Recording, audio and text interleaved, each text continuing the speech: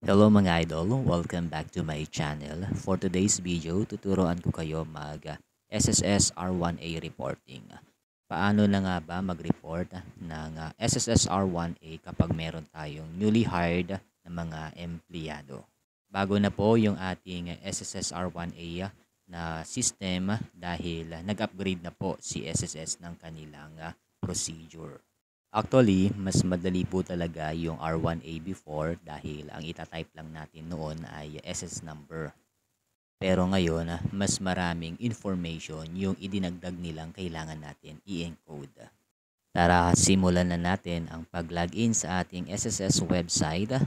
Pagka-login po ninyo, makikita nyo dito sa may left side yung Submit Employment Report or R1A. I-click po natin ito. After ninyong maklik, makikita nyo po itong Services, Submit Employment Report R1A. Meron siyang disclaimer. Ayan. Kailangan nyo lang basahin yan. Tapos, ang gagawin po natin ay i-encode po natin itong mga may red na asterisk. Kasi ito po yung sinasabi ng system na required field. Ang mga required field po niya ay yung SSS number, employee name, yung last name, first name, tapos yung birth of date or yung date of birth, yung month, day, and year, date of employment, ayan, tapos yung monthly earnings at saka yung position. After that, kapag na-fill upan po ninyo yan, i-click nyo po itong add. Ayan, sinubukan po natin mag-encode. In-encode ko po lahat ng mga information. Makikita po ninyo ay mag-check po siya ng color green. Ibig sabihin na hindi po nag-error yung mga information na in-input po ninyo dito. So again, inuulit ko po ay yung mga may asterisk na red lang po yung inyong lalagyan ng data. Okay?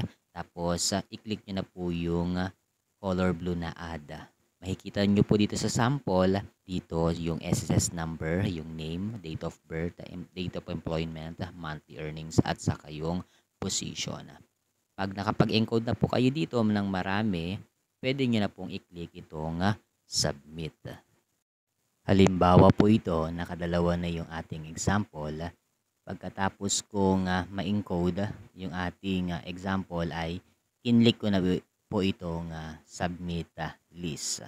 Pag na-click nyo po yung submit list, meron pong notification dito na confirm submit. Are you sure you want to submit the list? So, ibig sabihin, double check nyo pa rin kung meron po kayong maling spelling or what. Tapos, i-confirm nyo na po kapag halimbawang okay na yung inyong sinasabit na data. Pagka-submit po ninyo, meron na po siyang notification ulit na you have successfully submitted the employment report R1A4, pangalan po ng inyong company, to SSS number yung date at yung oras.